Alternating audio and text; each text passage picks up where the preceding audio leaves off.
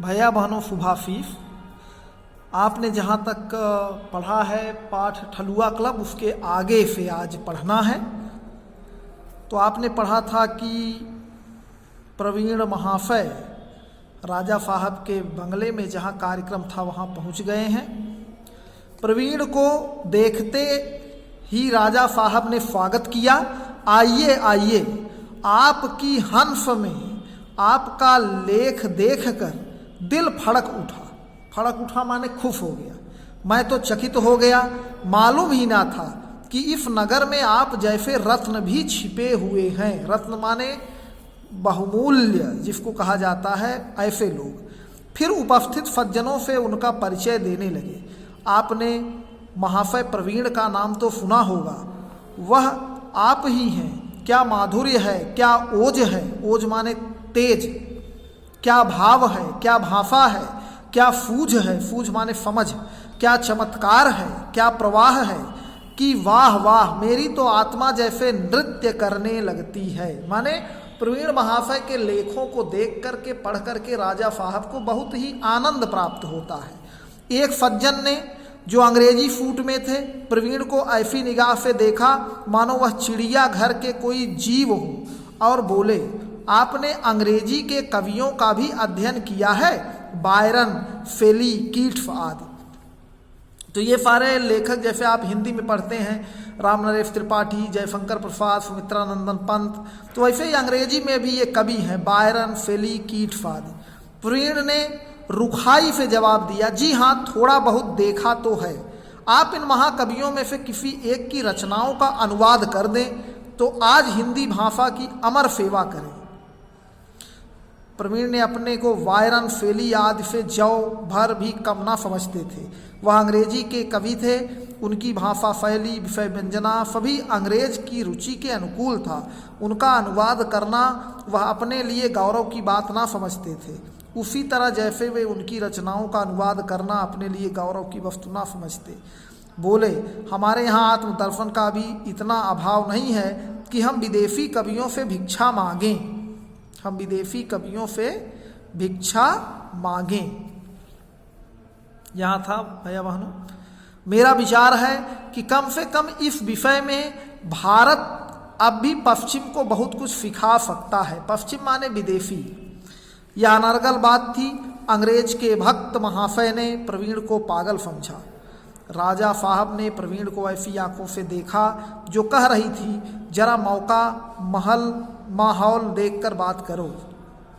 और बोले, अंग्रेजी साहित्य का क्या पूछना, कविता में तो वह अपना जोड़ नहीं रखता।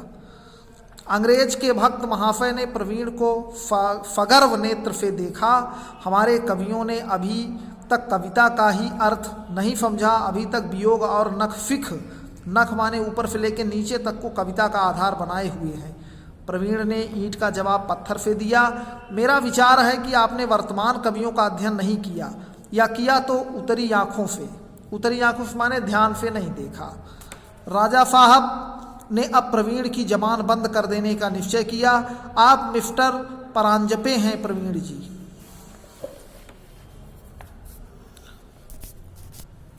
आपके लेख अंग्रेजी पत्रों में छपते हैं और आप बड़े आदर की दृष्टि से देखे जाते हैं। उसका आशय यह था कि आप ना बहकिए। प्रवीण समझ गए। परांजपे के सामने उन्हें नीचा देखना पड़ा। विदेशी भाषा और वेशभूषा का यह भक्त जातिद्रोही होकर भी इतना सम्मान पाए, यह उनके लिए असह्य था, पर क्या करते। उसी वेश में एक दूसरे सज्जन आए। राजा साहब ने तपाक से उनका अभिवादन किया। आइए डॉक्टर चड्ढा, कैसे मिजाज हैं। डॉक्टर साहब ने राजा साहब से हाथ मिलाया और फिर प्रवीण की ओर जिज्ञासा भरी आंखों से देखकर पूछा, आपकी तारीफ। राजा साहब ने प्रवीण का परिचय दिया। आप महाशय प्रवीण हैं, आप भाषा के अच्छे कवि और लेखक हैं। डॉक्टर साहब ने एक खास अंदाज से कहा, अच्छा आप कवि हैं, और बिना कुछ पूछे आगे बढ़ गए। फिर उसी वेश में एक और महाशय पधारे। यह नामी बैरिस्टर थे। राजा साहब ने उनसे भी प्रवीण का परिचय कराया। उन्होंने भी उसी अंदाज में कहा, अच्छा आप कवि हैं, और आगे बढ़ गए। यही अभिनय कई बार हुआ और हर बार प्रवीण को यही दाद मिली, अच्छा आप कवि हैं। यह वाक्य हर बार प्रवीण के हृदय पर एक नया आघात पहुंचाता था, माने चोट। उसके नीचे जो भाव था उसे प्रवीण खूब समझते थे। उनका सीधा साधा आशय यह था कि तुम अपनी ख्याली पुलाव पकाते हो, पकाओ, यहाँ तुम्हारा क्या प्रयोजन, तुम्हारा इतना साहस कि तुम इस सभ्य समाज में बेधड़क जाओ। प्रवीण ने मन ही मन अपने ऊपर झुझला रहे थे। निमंत्रण पाकर उन्होंने अपने को धन्य माना था, पर यहाँ आकर उनका जितना अपमान हो रहा था उसके देखते तो वह संतोष की कुटिया स्वर्ग थी। उन्होंने अपने मन को धिक्कारा। तुम जैसे सम्मान के लोभियों का यह दंड है। अब तो आंखें खुली, तुम कितने सम्मान के पात्र हो। तुम इस स्वार्थमय संसार में किसी के काम नहीं आ सकते।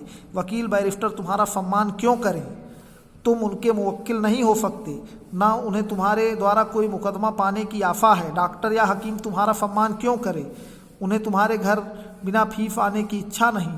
तुम लिखने के लिए बने हो, लिखे जाओ बस, और संसार में तुम्हारा कोई प्रयोजन नहीं। साफा लोगों में हलचल बढ़ गई। आज के प्रधान अतिथि का आगमन हुआ। यह महाशय हाई कोर्ट के जज नियुक्त हुए थे। इसी उपलक्ष्य में यह जलसा हो रहा था। राजा साहब ने लपक कर जल्द हाथ मिलाया और आकर प्रवीण जी से बोले, आप अपनी कविता तो लिखी लाए होंगे। प्रवीण ने कहा, मैंने कोई कविता नहीं लिखी। भैया बहनों, थोड़ा सा और है, कल बताऊंगा, और इतना आप पढ़िए। धन्यवाद।